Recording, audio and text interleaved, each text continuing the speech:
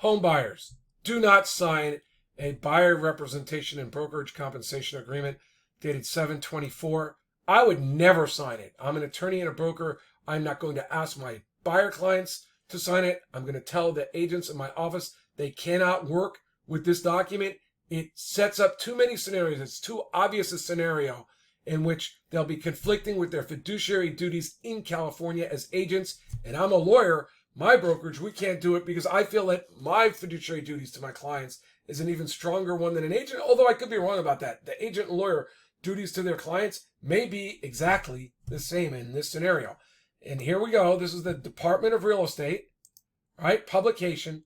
Clients must come first. The real estate brokerage as fiduciary. A real estate licensee's duty of care to a client is higher than the average duty. Among other things, it requires the subordination of the licensee's own personal gain or advantage in favor of the client's interest. And this doesn't say, and you can negotiate counters to get to your number. And therefore, this scenario, let's say it's non-exclusive. Exclusive's insane. I would never agree to that. I can't think of a reason why an agent could. I would not do it without a lawyer analyzing this for me. But non-exclusive's bad enough. But non-exclusive with instant cancel might be okay to some degree, but I'm not going to confuse my clients. But here's how it works. Because NAR and CAR put themselves in a corner with the DOJ and the class action lawyers, they somehow agreed to say that buyer's agents have to negotiate the amount ahead of time and it can't be changed. This is nuts. Because watch this scenario. A home is listed for, we're going to use round numbers, 1-1. Eventually, the back and forth, buyer agent helped negotiate the price down. They negotiated it to $1 million. That's the price that the buyer is qualified for with his loan, or maybe it's a little higher. That's the price the buyer really wanted. He's ready to sign it and said, I will offer and pay. I'll pay $1 million for this home. I've got the down payment. It's a stretch.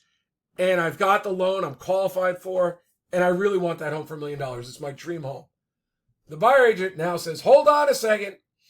In the counteroffer, while they agreed to the $1 million, they countered the agent compensation down from 2% like we were requesting to $1,000 or $2,000 or $3,000 or 0.5%, whatever the number is. It's less than $20,000, which would be 2% of $1 million. And the buyer's agent is like, well, I don't have that money to pay you because I'm getting less from my home. I had to make repairs. I'm up about $100,000 more than I was expecting here. So, by the time I'm done my 20% down, I've got nothing left, but I can do this deal at $1 million. I can't believe you did such a good job helping me negotiate it. Thank you. But you've got to get your commissions from the seller because I don't have the 2%. Well, now, what does that buyer's agent do? Because by introducing a counter, they may be blowing up the deal, and another buyer might come along and pay more for the home. When this buyer could sign it and get it over there, get the contract all signed up, and the deal's done. The buyer, as a buyer agent, if you're like, well, we agree to the $1 million, but we want 2%. In the meantime, another buyer comes along and buys the home. What has that agent done? They've broken, in my opinion, their fiduciary, and I think everybody's opinion, their fiduciary duty to the client because the client's interest must come first and the client had a deal they were willing to take. Now, they're going to get sued because they blew the deal over their own commissions. I don't think it's greed. I think buyer's agents have a right to get paid, but they should be getting paid by the seller, not the buyer. Or the buyer, it should be what the buyer agreed ahead of time and actually puts it on a deposit because we can't be blowing up deals like this. So in essence, I think the only choice a buyer agent has, is that they have to accept that counter. So every listings agent's going to know that. And when they agree to the terms of the deal, they're going to send a counter back at $500 or $1,000 or $2,000, just so the buyer can get a lawyer and make them feel comfortable with the deal. Like I would advise all sellers, don't counter to zero, because then buyers are going to be skittish and they're going to suffer from buyer's remorse and wonder what you're hiding. Just say, well, we're over here at $2,000 or $3,000. Surely that would be enough to get an attorney to review the deal and coach them on this deal. So this agreement, basically, by cars saying that you have to agree to the terms ahead of time and they can't be negotiated, they can't be variable, and they can't depend on what the seller says. The logical deal is that the buyer agrees to pay you $500 for your time in the beginning, driving them around, and you negotiate the rest of the compensation. This deal's untenable. It was a poison pill forced on NAR and CAR by the DRE. I mean, by the Department of Justice and the plaintiffs' class action lawyers, and it's just ridiculous. It doesn't work in real life. It blows in California, and I'm sure lots of other states. It destroys real estate realtors' fiduciary duties to their clients. It's a form that can't be signed. Now, as a lawyer, I'm not going to let my agents use this form without an addendum and changes in these terms. And I'm going to say that the addendum is protected by attorney-client privilege.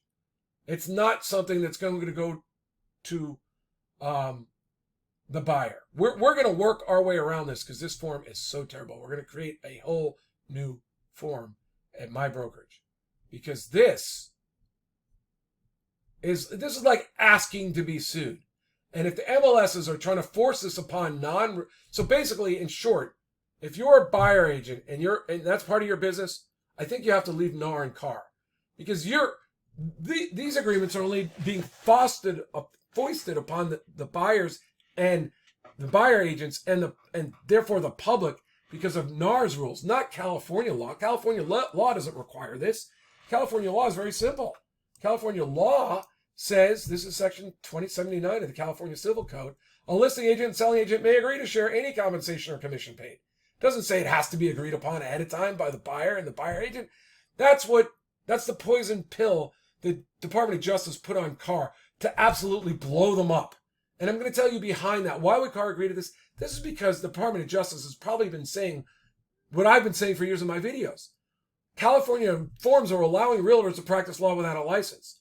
All of this gets fixed if the buyer has an attorney on their team and the listing agent is advised by an attorney.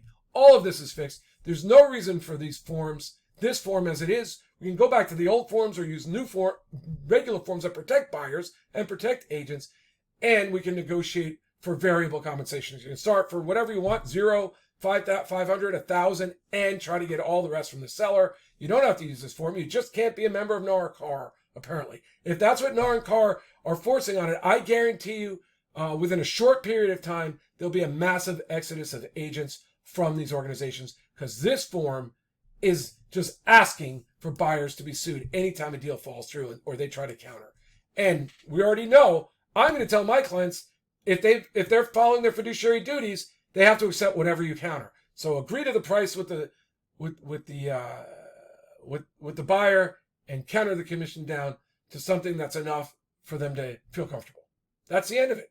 This is the end of the NAR and CAR buyer agent because it's ridiculous. Now, I'm going to try to stay as part of the organization as a lawyer and come up with better terms and find a way to not violate the MLS participant concept. But I already know there's class actions in another state. I'm going to contact the CRMLS, talk to their lawyers or the department and say, you can't make me do this. I'm a lawyer. So let's find another way. And if not, we're going to have to start a class action suit because it's not going to work this way. I can't do that to buyers in my brokerage. Therefore, no realtor should be doing it either. All right. Thank you. For more, I'll be putting up more content on this YouTube channel. Eventually, I'm going to put all the videos up in courses or, not products I'm trying to sell, but in courses on my website at winnerscheck.com. Thanks. I'm an attorney and a broker in California.